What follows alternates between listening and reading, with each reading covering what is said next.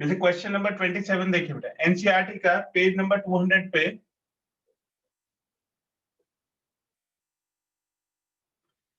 Question number 27, a farmer buys a used tractor for rupees 12,000, तो cost price है 12,000 rupees. He pays rupees 6,000 cash, उसने down payment किया 6,000 rupees का।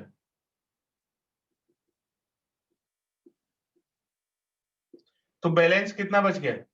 Balance हो गया 12,000 माइनस 6,000, तो 6,000 रुपीज उसका बैलेंस बच गया। And agrees to pay the balance in annual instalment of rupees 500। तो जो एनुअल इंस्टॉलमेंट है उसमें उसको क्या पे करना है? उसमें इसको पे करना है rupees 500 plus 12% interest on unpaid amount. तो जो पैसा उसने नहीं दिया हुआ है उस पे 12% इंटरेस्ट हर एक इंस्टॉलमेंट के साथ उसको पे करना है। How much will the tractor cost him? तो cost of tractor to him मतलब टोटल उसने कितना पैसा उसको पे करना पड़ेगा। तो 12,000 रुपए का उसने जो ट्रैक्टर लिया था उसका टोटल उसे कितना पैसा देना पड़ेगा उसकी कैलकुलेशन करनी है। तो आप देखिए कि उसकी जो फर्स्ट इंस्टॉलमेंट है वो कितने रुपीस की बनेगी। फर्स्ट इंस्टॉलमेंट कितना पैसा देगा वो, उसमें बताइए जरा।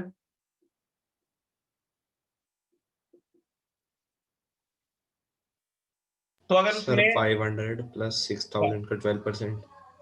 500 प्लस 12% ऑफ 6,000। सेकेंड इंस्टॉलमेंट बताइए। 500 प्लस 5,500 का 12%।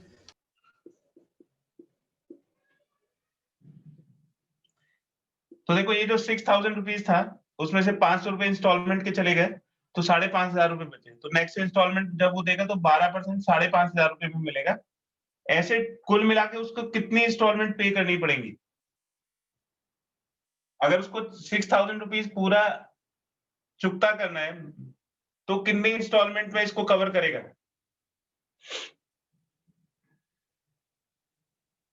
सर 12। तो ये 12th इंस्टॉलमेंट हो जाएगा। 12th instalment is equal to 500 plus 12% of, जब वो लास्ट इंस्टॉलमेंट देगा तो यानी कि ये अनपेड अमाउंट बचेगा उसका। भाई लास्ट इंस्टॉलमेंट में पूरा कवर हो जाएगा ना, तो उससे पहले उसका इसने जो है इस 500 रुपए ने उसका अनपेड अमाउंट पूरा कवर कर दिया होगा। तो इसका मतलब इसका अनपेड अमाउंट लास्ट इंस्टॉलमेंट में कितना होगा? 500। ये समझ में आ रहा है या नहीं बेटा? Yes sir. ठीक है, तो उसका जो टोटल कॉस्ट है वो कितना हो जाएगा? तो amount paid in 12 instalments, amount paid in 12 instalments, तो टोटल 12 इंस्टॉलमेंट में उसने कितना अमाउंट पे कर दिया? ये हो जाएगा 500 इंटू 12। ये इन सभी में से 12/100 कॉमन आ जाएगा और 500 भी कॉमन आ जाएगा। ठीक है, तो ये आ जाएगा 12 प्लस ये 11 आ जाएगा, फिर 10, इस तरह से 1 तक। ठीक है, अब इसको कैलकुलेट कर लीजिए। ये 6,000, ये तो जो उसका बैलेंस था वो चला गया, ये इससे कैंसिल हो जाएगा। 12 5 60, और ये 1 से लेके 12 तक का सम, इसमें एपी का फॉर्मूला लगा दीजिए, n/2 a प्लस एल।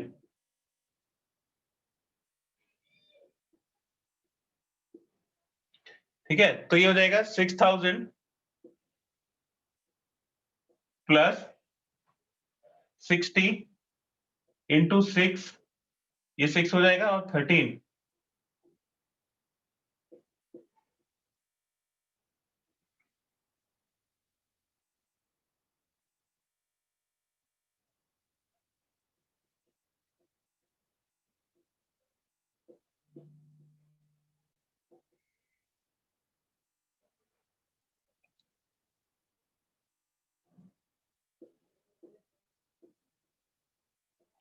10,680, तो टोटल कॉस्ट ट्रैक्टर की उसको कितनी पड़ी होगी? शुरू में 6,000 उसने डाउन पेमेंट दिया था और ये इंस्टॉलमेंट के साथ उसने 10,680 रुपीज उसको टोटल दे दिया, तो उसकी कॉस्ट हो जाएगी 16,680 रुपीज। तो जो ट्रैक्टर था 12,000 रुपए का, वो उसको कितने का पड़ गया? 16,680 रुपए का।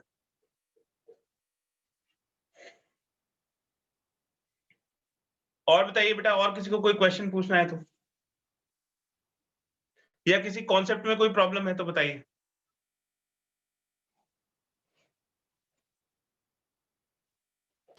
सर एग्जांपल 9, 10, 13 और 19 एग्जांपल रहे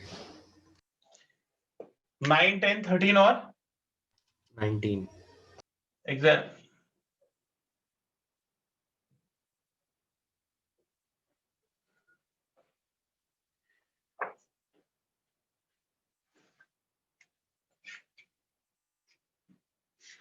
इसका एक स्क्रीनशॉट ले लीजिए बेटा।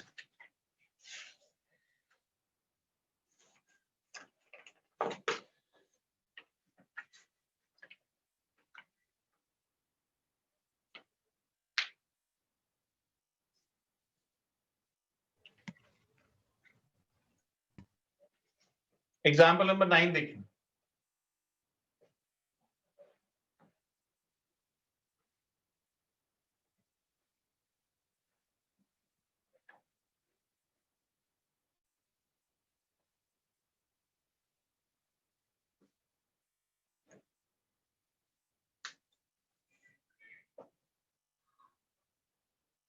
Sum of m terms of an AP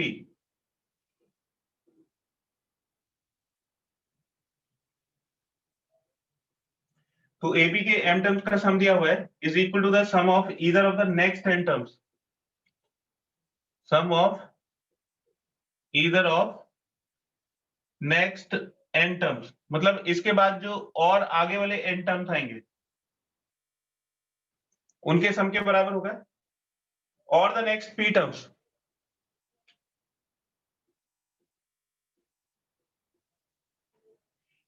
ये सिचुएशन दी हुई है और ये प्रूव करना है।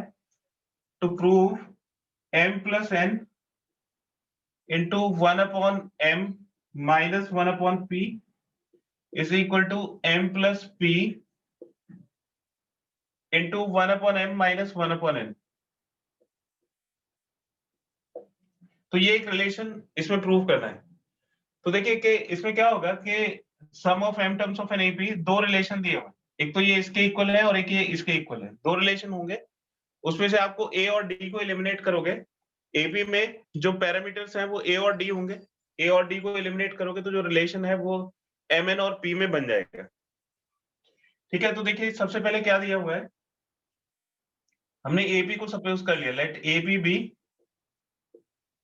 फर्स्ट टर्म को a कंसीडर करेंगे, d को अगर कॉमन रेशियो कंसीडर कर लिया जाए तो a plus D, a plus 2d, इस तरह से ये एपी हो गया।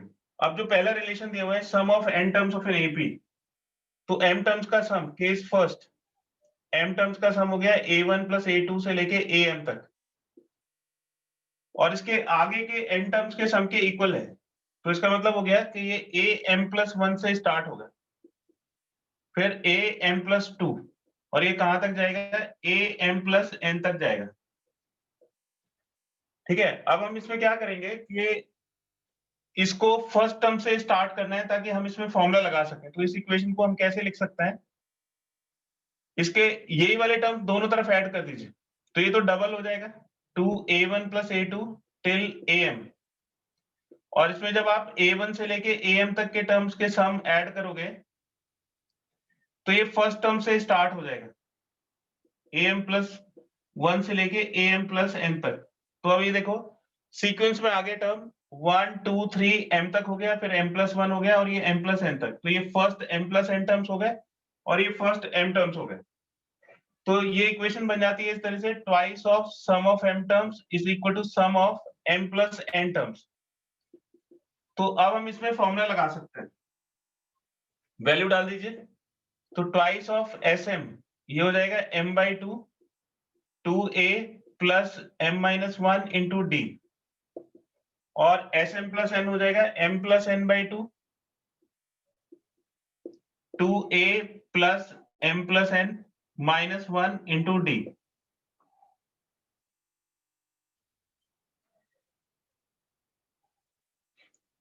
तो ये एक रिलेशन बन जाएगा। अब देखिए कि जो हमें प्रूव करना है वो कुछ हमें टर्म्स लेके आने हैं, जैसे m प्लस एन हमें यहाँ पे मिल रहा है, ठीक है, 2 दोनों तरफ से कैंसिल हो सकता है। अब इसको फोकस में रखना है। ऐसे ही बिल्कुल इसी तरह की एक और इक्वेशन हम बना सकते हैं। ये फर्स्ट इक्वेशन हो गई, और दूसरी इक्वेशन सेकंड केस को यूज कर लीजिए,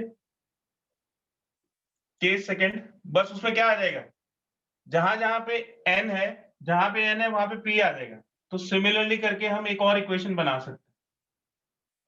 सिमिलरली ये इक्वेशन बन जाएगी ट्वाइस ऑफ, अब जहां जहां पे n है, n इसमें है, यहाँ n की जगह p आ जाएगा। तो बस n को p से रिप्लेस करना है, बाकी सब कुछ तो ये m टर्म्स का सम या तो n टर्म्स के बराबर होगा या आगे वाले p टर्म्स के बराबर होगा। यानी कि आपको बस m को p से रिप्लेस करना है और एक नया रिलेशन आ जाएगा। तो ये क्या हो जाएगा, m by 2 2a plus m minus 1 into d is equal to, ये n की प्लेस पे p आ जाएगा, तो m plus p by 2 into 2a plus m plus p minus 1 into D.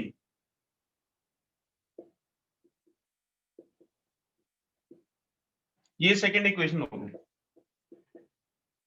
अब इन दोनों से कुछ करके हमें a और d को एलिमिनेट करना है।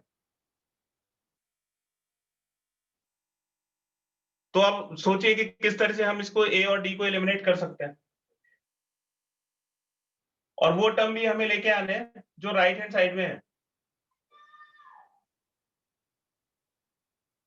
तो इसमें एक चीज कॉमन है, ये वाला जो टर्म है ये कॉमन है, 2a plus m minus 1 into d, ये दोनों में कॉमन है। ये 2 से 2 कट जाएगा, ये भी 2 से 2 कट जाएगा।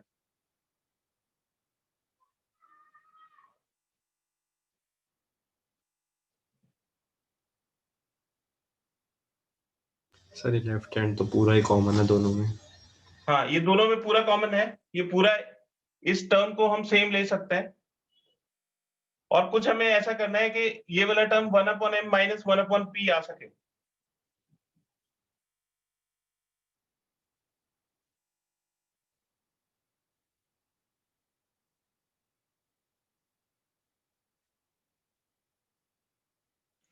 तो अगर हम इन दोनों को डिवाइड कर दें तो ये वाला टर्म, या इक्वेट कर सकते हैं हम इन दोनों को। इसका एक स्क्रीनशॉट ले लीजिए, फिर आगे करते हैं बेटा।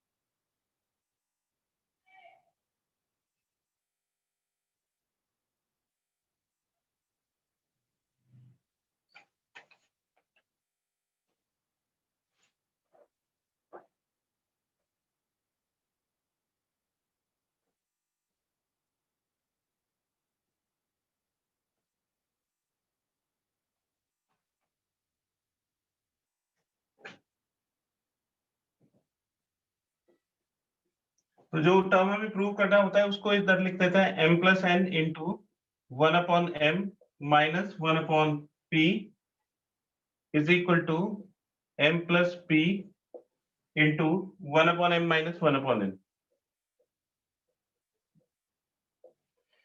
तो अब इसमें फोकस करिए, देखिए कि हमें a और d वाले टर्म्स को अलग अलग करना है ताकि हम a और d को कैंसिल कर सके।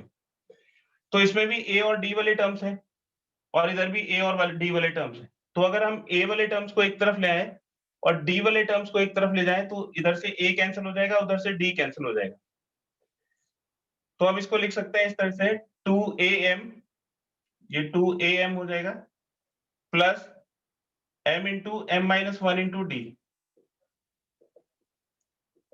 और इधर आ जाएगा ये, इसको इससे कैंसिल करिए, इसको इससे मल्टीप्लाई कर दीजिए तो ये 2 से 2 कैंसिल हो जाएगा, m plus n into a, और फिर इसको इससे मल्टीप्लाई कर दीजिए तो ये हो जाएगा plus m plus n into m plus n minus 1 into d. तो a वाले टर्म्स एक तरफ ले आइए तो ये 2am minus m plus n into a, और d वाले टर्म्स एक तरफ ले जाइए तो ये m plus n into m plus n minus 1 into d, और इसको भी उधर ले जाइए तो minus m into m minus 1 into D हो जाएगा। इसमें से 2a कॉमन निकाल लीजिए तो ये हो जाएगा m माइनस a कॉमन आएगा तो ये 2m बचेगा, और a कॉमन लेने के बाद यहाँ पे m प्लस n बचेगा, और इसमें से d कॉमन निकाल लीजिए तो ये हो जाएगा m plus n into m plus n minus 1 minus m into m minus 1,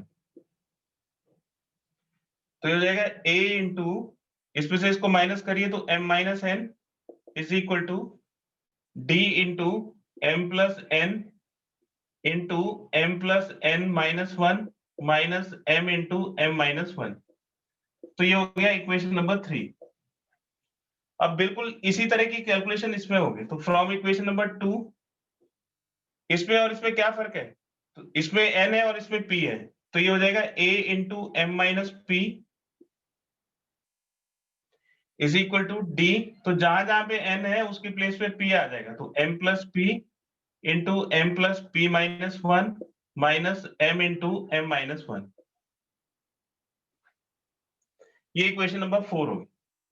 तो इसको प्रूव करने के लिए हमें a और d को एलिमिनेट करना है, तो अगर इन दोनों इक्वेशंस को हम डिवाइड कर दें तो ये a और d एलिमिनेट हो जाएगा।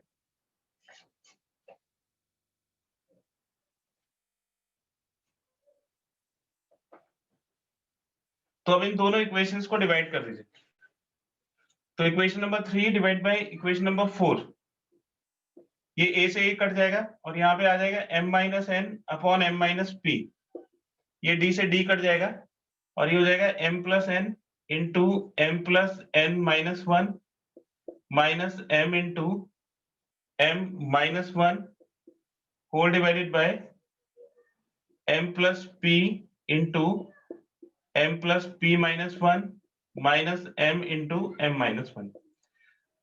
तो अब देखिए कि ये जो टर्म्स है इनमें ना तो a है ना d है, तो अब हमें कुछ करके इसके जैसा इसको लेके आना है, तो इसको हम सॉल्व कर सकते हैं, इसको मल्टीप्लाई कर दीजिए, m को इससे मल्टीप्लाई करेंगे m square plus mn minus m, फिर n को मल्टीप्लाई करिए तो nm plus n square minus n, ऐसे इसको मल्टीप्लाई कर दीजिए तो ये minus m square plus m आ जाएगा।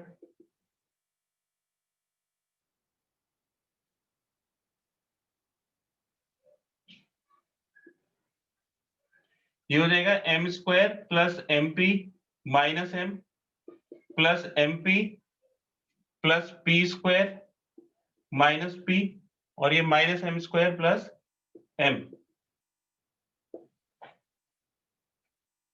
तो देखिए m स्क्वायर से m स्क्वायर कैंसिल हो जाएगा और ये m से m कैंसिल हो जाएगा, फिर ऐसे ये m स्क्वायर से m स्क्वायर कैंसिल हो जाएगा और m से m कैंसिल हो जाएगा, तो हो जाएगा mn plus mn 2mn plus n square minus n divided by 2mp plus p square minus p, तो ये m minus n upon m minus p की वैल्यू आ गई। इसका एक स्क्रीनशॉट ले लीजिए बेटा।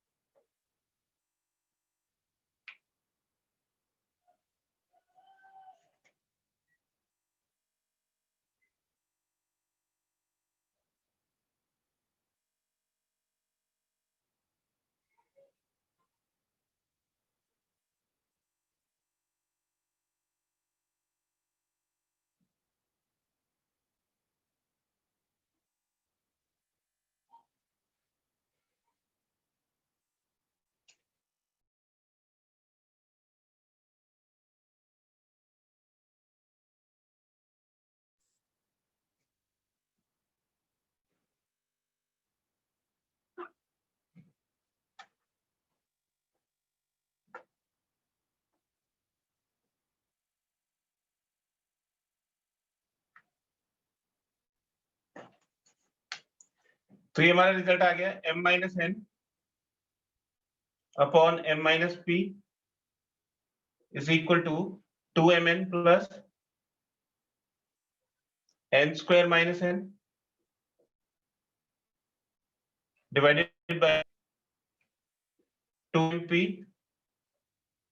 Plus p square minus p।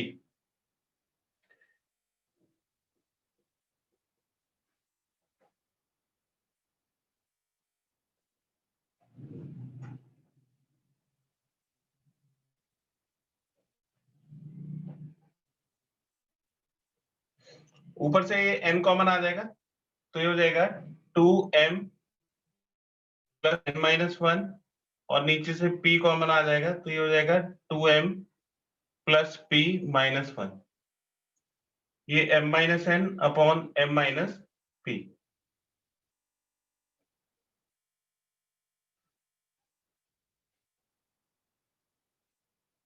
इसको क्रॉस मल्टीप्लाई करिए तो ये हो जाएगा mp minus np into 2m plus p minus one और इसको मल्टीप्लाई करिए तो ये हो जाएगा mn माइनस pn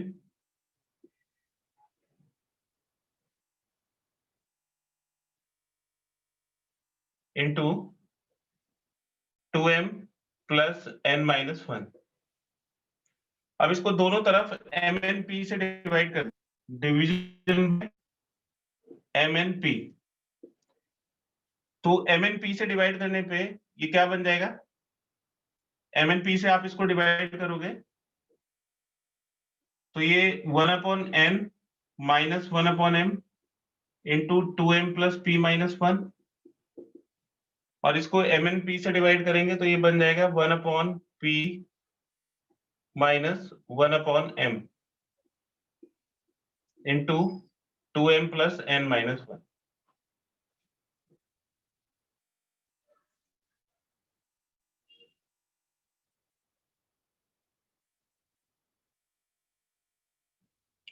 तो इसको हम 1/m माइनस 1/p चाहिए तो इसमें से माइनस कॉमन लेंगे तो ये 1/m माइनस 1/p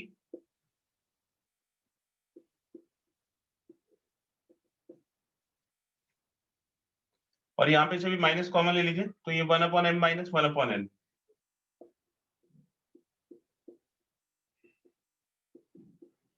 ये माइनस से माइनस कैंसिल हो जाएगा तो 1/m minus 1/n into 2m plus p minus one हो गया और ये हो जाएगा 1/m minus 1/p into 2m plus n minus one हो। ठीक है, अब हमें क्या करना है, ये जो 2m plus p minus one है ये 1/m माइनस 1/n के साथ है तो ये किसके इक्वल होना चाहिए, m प्लस p के इक्वल होना चाहिए। और ये जो 2m plus n minus one है ये किसके इक्वल होना चाहिए, ये m प्लस n के इक्वल होना चाहिए। ठीक है, तो ये अब हमें प्रूव करना है। तो जो पहले वाला रिलेशन दिया हुआ था उससे हम इसको प्रूव कर सकते हैं।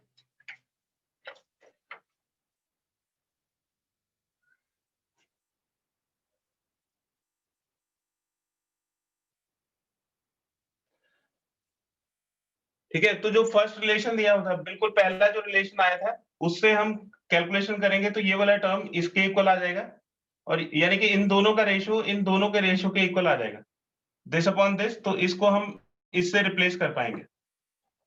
ठीक है, काफी बड़ा क्वेश्चन हो रहा है तो इसकी कैलकुलेशन काफी बड़ी हो रही है, इसको आएगा नहीं, इसको छोड़ दीजिए बेटा। आप ट्राई करें तो इस दोनों का रेशियो इन दोनों के रेशियो के इक्वल आ जाएगा और फिर हम इससे प्रूव कर लेंगे।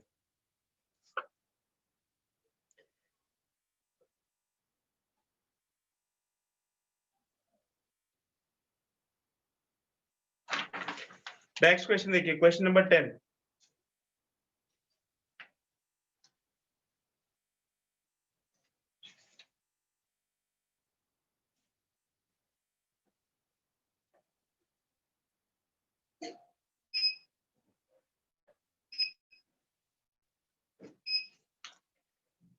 एग्जाम्पल नंबर 10 है A1 A2 AN ये सब AP में है और जो कॉमन डिफरेंस है वो D के इक्वल है।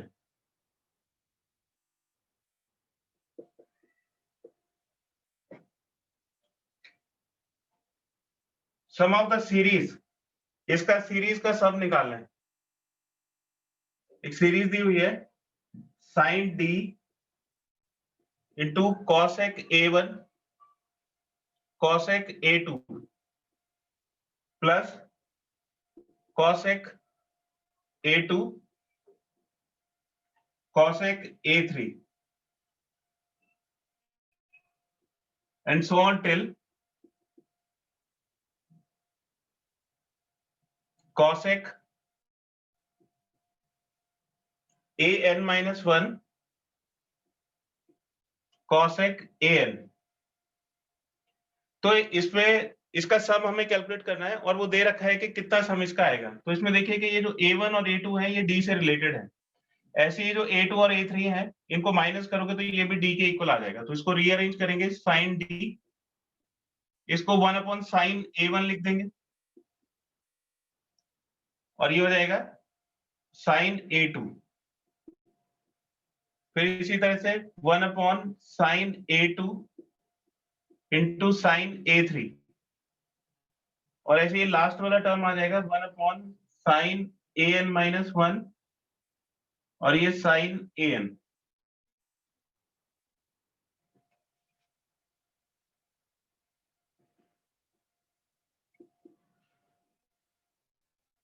अब देखिए यहाँ पे एक टर्म हम मल्टीप्लाई करते हैं sin A2 minus A1। A2 minus A1 D के इक्वल हो गया sin A1 into sin A2। फिर हम यहाँ पे एक टर्म मल्टीप्लाई करते हैं sin A3 माइनस A2। ये जो A3 माइनस A2 है ये भी D के इक्वल हो गया, मतलब ये दोनों टर्म सेम है। ये sin A2 into sin A3। इसी तरह से जो लास्ट वाला टर्म है sin बड़े वाले टर्म में से यानी कि an में से an माइनस 1 को माइनस करते हैं divide by sin an minus 1 into sin an। तो हमने इसमें क्या कर दिया, हर एक टर्म को sin d से मल्टीप्लाई कर दिया। ये A2 माइनस A1 D के इक्वल है तो ये sin d से पहले वाले टर्म को मल्टीप्लाई कर दिया, फिर दूसरे वाले टर्म को भी sin d से मल्टीप्लाई कर दिया। इसी तरह से हमने सारे टर्म्स को sin d से मल्टीप्लाई कर दिया।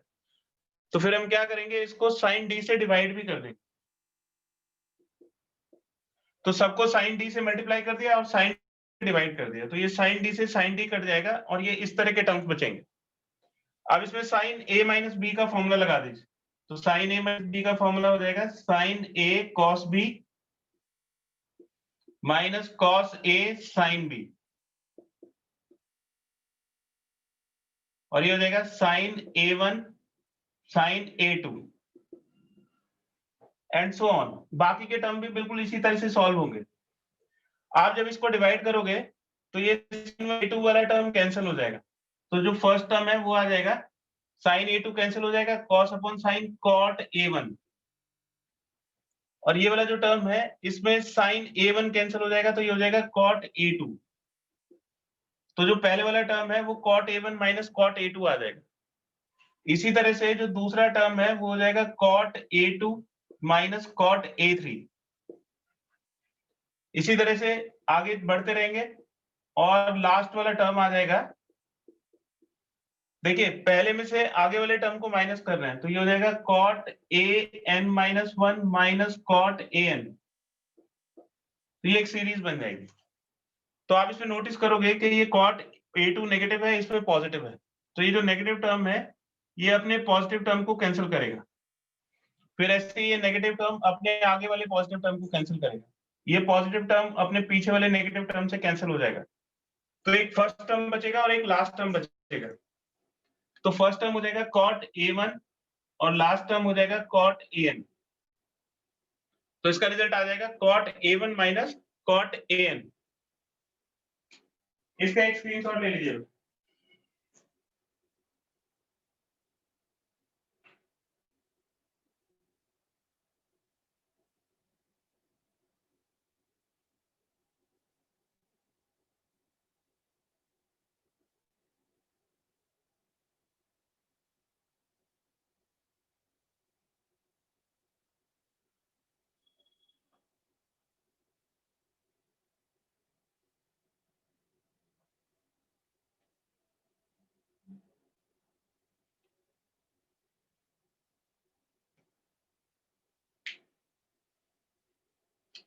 तो इसमें ये ट्रिक है कि ये जो टर्म्स हैं इसका न्यूमरेटर रीअरेंजमेंट करना है। तो जो टर्म्स डिनोमिनेटर में है वही टर्म्स हमें न्यूमरेटर में चाहिए। तो a2 minus a1, a3 minus a2 ये सब में एक जैसे टर्म आएंगे क्योंकि ये कॉमन डिफरेंस d के इक्वल हो जाएगा। तो ये टर्म हमने सबसे मल्टीप्लाई कर दिया, तो ये भी साइन डी है, ये भी साइन डी है, ये भी साइन डी है। साइन डी से सबको मल्टीप्लाई किया, डिवाइड कर दिया। साइन डी एक ऑलरेडी है, इससे ये कैंसिल हो जाएगा और फिर हमेशा दो दो टर्म्स के डिफरेंस के फॉर्म में आ जाएगा। एक कंटिन्यूअस सीरीज बनेगी, फर्स्ट और लास्ट टर्म सिर्फ बचेंगे, बाकी सारे टर्म्स कैंसिल हो जाएंगे। उसके बाद देखिए क्वेश्चन नंबर 13।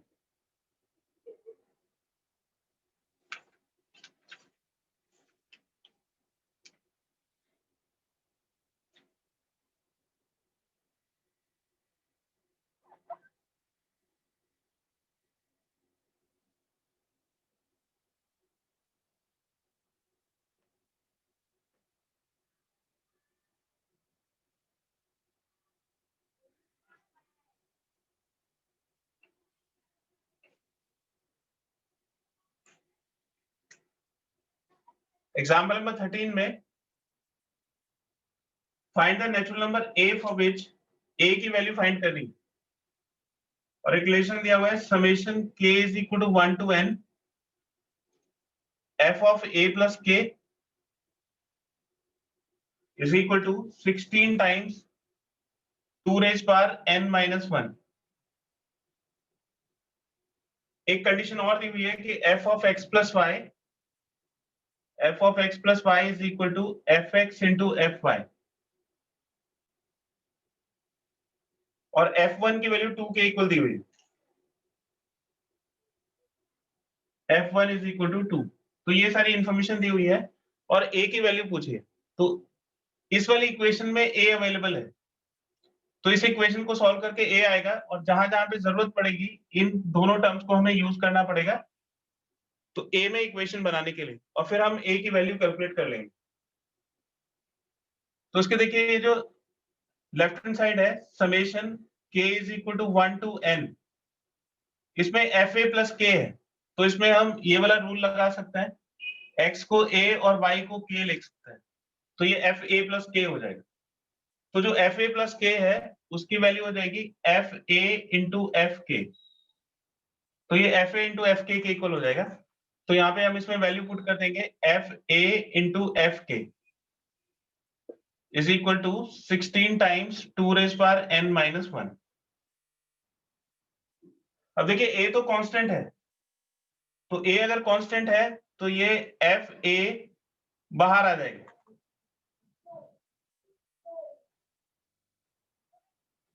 a की वैल्यू हमें फाइंड करनी है लेकिन a कांस्टेंट है तो एफ ए बाहर आ जाएगा और यहाँ पे बचेगा समेशन एफ के की वैल्यू 1 से लेके n तक होगी is equal to 16 times 2 raise power n minus 1। अब इसको समेशन एफ के को इसको सिंप्लीफाई करना है,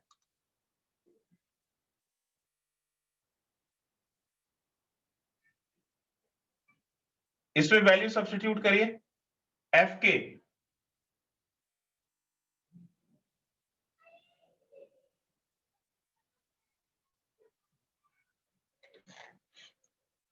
तो यहां पे आ जाएगा f1 plus f2 plus f3 till fn। इसको समेशन को हमने ओपन कर दिया, k की प्लेस पे 1 डाला, फिर k की प्लेस पे 2 डाला, इस तरह से, और ये 16 into 2 raise power n minus 1 के इक्वल होगी। अब हमें f1 चाहिए, f1 की वैल्यू 2 दी हुई है, फिर हमें f2 चाहिए, तो f2 कैसे कैलकुलेट करेंगे, x को 1 डालिए और y को भी 1 डाल दीजिए, तो x और y दोनों को 1 पुट करेंगे तो ये हो जाएगा f1 इंटू f1।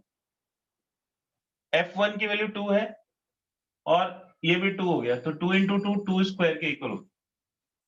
फिर f3 की वैल्यू निकाली तो ये f2 प्लस 1 हो जाएगा, तो हो जाएगा f2 इंटू f1, तो ये 2 स्क्वायर इंटू 2, तो 2 क्यूब हो गया। फिर f4 निकालिए तो 3 प्लस 1, ये f3 इंटू f1 हो जाएगा, दैट इज 2 क्यूब इंटू 2, तो ये 2 रेज पावर 4 के इक्वल होगा। देखिए f2 2 रेज पावर 2 के इक्वल आ रहा है, f3 2 रेज पावर 3 के इक्वल आ रहा है, f4 2 रेज पावर 4 के इक्वल आ रहा है, तो fn कितना होगा, 2 रेज पावर n हो जाएगा।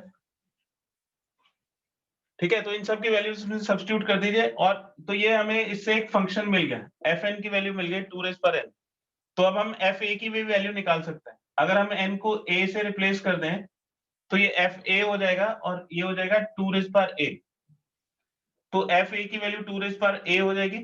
f1 is 2, this is 2 square 2 cube till 2 raised power n is equal to 16 times 2 raised power n minus 1। तो ये 2 raised power a, इसमें gp का फॉर्मूला लगा देंगे, तो gp का फॉर्मूला हो जाएगा a into r raised power n minus 1 divided by r minus 1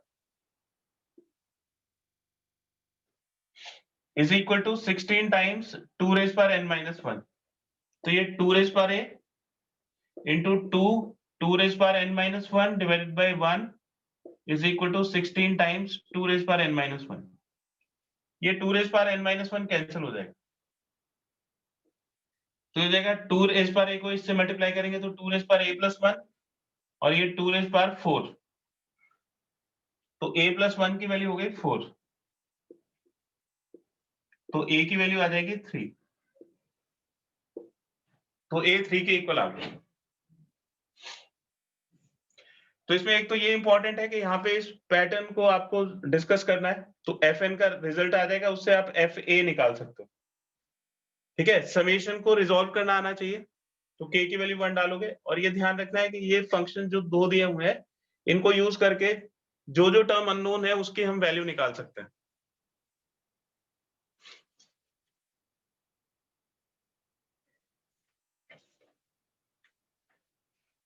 इसका एक स्क्रीनशॉट ले लीजिए बेटा, फिर इसके बाद है example number 19।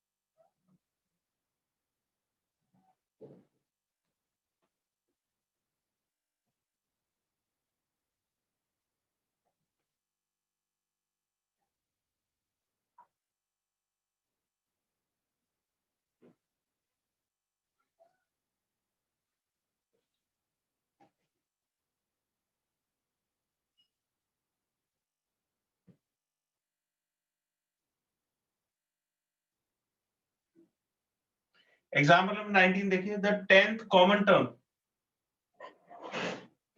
10th common term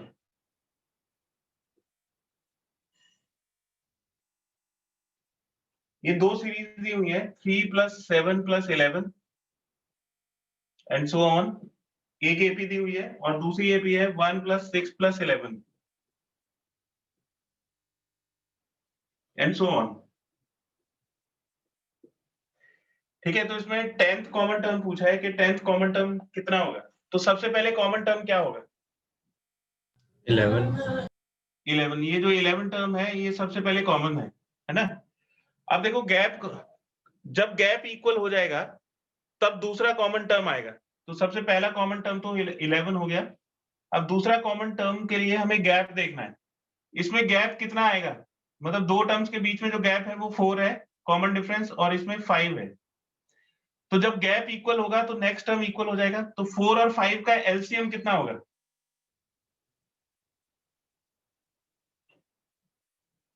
4 और 5 का 20। एलसीएम 20, यानी कि 20 का गैप कवर करेंगे तो सेम टर्म आएगा। 20 का गैप इसमें 5 टर्म के बाद आएगा और इसमें 4 टर्म के बाद आएगा, तो नेक्स्ट टर्म कितना हो जाएगा? 20 को ऐड कर दीजिए, 31 है ना, क्योंकि जब गैप इक्वल होगा तभी तो नंबर भी इक्वल होंगे। ये गैप कवर करेगा 31 - 11 20, तो 20 का गैप इसमें कवर हो जाएगा क्योंकि 4 गैप आ रहा है, तो इसके बाद जो 5 गैप कंप्लीट करने के बाद 31 इसमें भी आएगा, 31 इसमें भी आएगा। तो जो गैप है सेम टर्म तब आएगा जब गैप 20 होगा, क्योंकि 4 और 5 दोनों किसको कैंसिल करेंगे, 20 को कैंसिल करेंगे। तो अब बताइए नेक्स्ट टर्म कितना होगा? 51 51। उसके बाद नेक्स्ट टर्म कितना हो जाएगा? 71 71 एंड सो ऑन। तो ये जो नंबर है कॉमन नंबर की एक सीरीज बन रही है, इसका 10th टर्म हमें ढूंढना है, ठीक है? तो 10th कॉमन टर्म क्या हो जाएगा? इसका एपी का 10th टर्म हो जाएगा। तो 10th common term is equal to, ये जो कॉमन टर्म्स है ये एपी बना रहे हैं, तो 10th कॉमन टर्म हो जाएगा a plus 9d, a plus 10 minus 1 9d, d इसका गैप जो है वो 20 के इक्वल हो गया, तो 11 प्लस 180, तो ये आ जाएगा 191। तो जो 10th कॉमन टर्म है वो 191 हो जाएगा।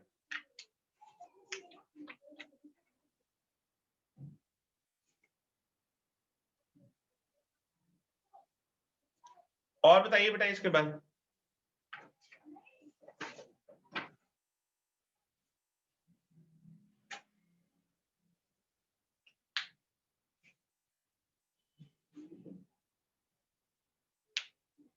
एनसीईआरटी या एग्जाम्पलर में और कोई डाउट है तो बोलिए बेटा।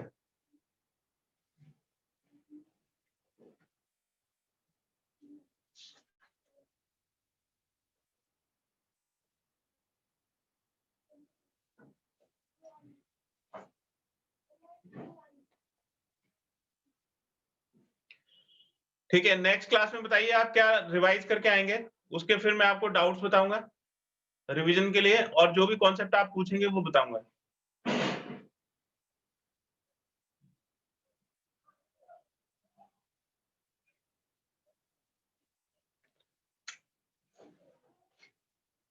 या मैं जो बड़े बड़े चैप्टर्स हैं उनको कवर कर लेते हैं। सीक्वेंसेस एंड सीरीज के आप डाउट पूछ सकते हो फिर से, अगर डाउट्स आते हैं सीक्वेंसेस सीरीज के, और स्ट्रेट लाइंस के डाउट पूछ सकते हो, या कॉन्सेप्ट्स।